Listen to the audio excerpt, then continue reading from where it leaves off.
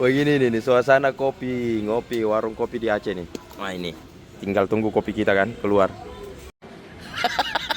Dia panik, cari saya. Di mana duduk di mana itu? Warkop seluas ini.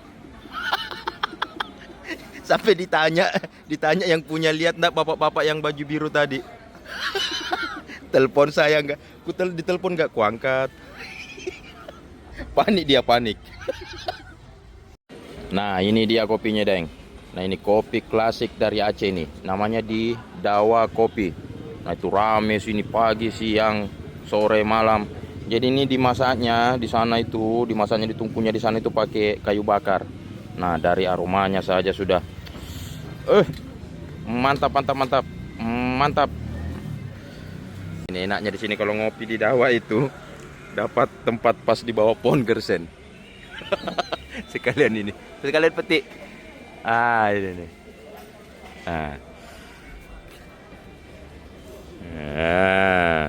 Tahu namanya nih, tahu? Gersen. Kalau di kampungku ini namanya lobe-lobe. Kalau di Makassar lobe-lobe nih. Sering saya dulu pergi ambil di rumah tetangga ini dulu waktu saya kecil ini.